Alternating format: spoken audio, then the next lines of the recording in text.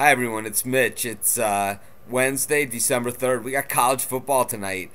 Pretty exciting stuff. We're in week 15 of the college football season. It's the last week of the regular season, and it's tough to even say that it's the regular season for everyone because we got those conference championship games and all that stuff that we're going to talk about later on in the week. And I've already started to talk about on the blog today. I blogged about the ACC championship a little bit on there, and a couple of the other games that we have winding down the season. I'm going to blog about every single game that's going on this week, and kind of a precursor to next season where I'm going to pick and analyze every single game every single week.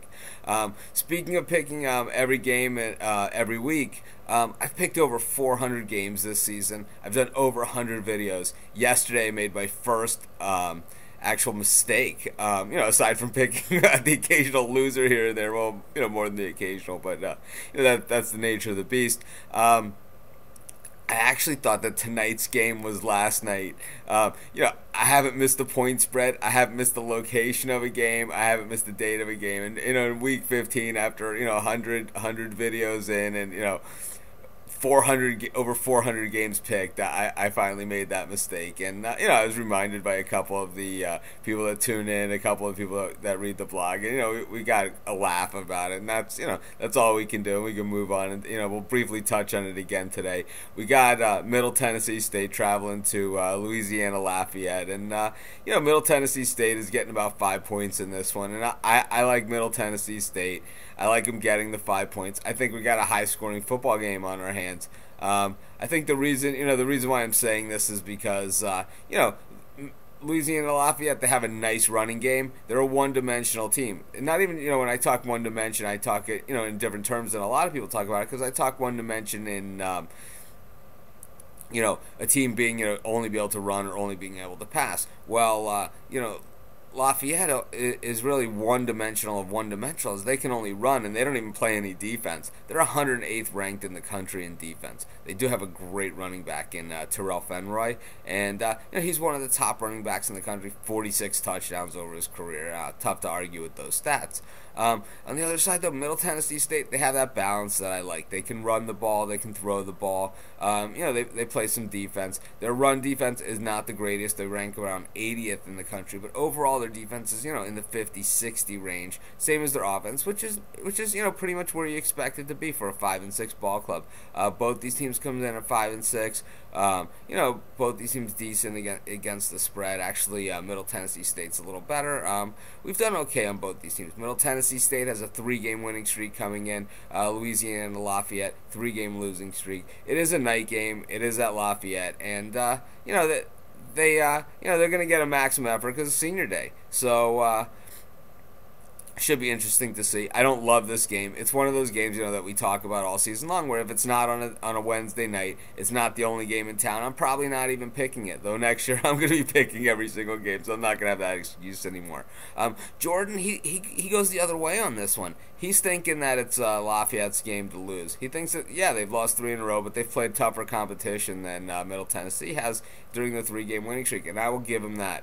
That is definitely the case. That Lafayette definitely has played that, but the reason why they're losing is their defense. But Jordan thinks that they're going to be able to overcome that because the emotion of senior night, the emotion of playing in front of the home crowd, and being able to run the ball. He feels that they're going to be able to control the game. And interesting take on it. I could see where he's coming from on some of those points. I'm not 100% convinced on this game anyway. And Jordan has a fantastic record of picking games this season, so we'll see how this one pans out.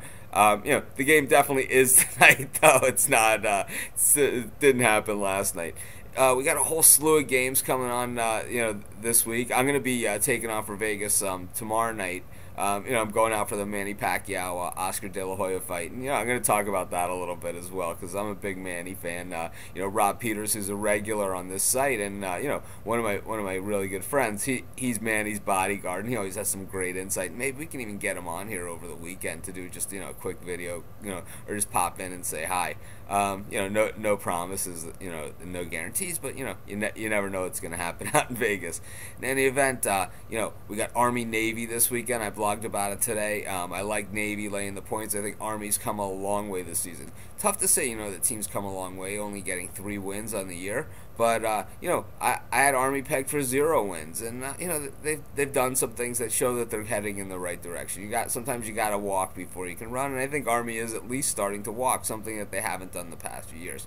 Navy, they had a slow start. The coaching change normally does things like that. But wow, once they get things moving, that #1 rushing attack in the country, certainly a good way to get things done. And Navy has proved effective, throughout the years getting it done. Even last game they played a solid game, shutting out Northern Illinois on the road. We've done extremely well with Northern Illinois. So we like Navy in that game.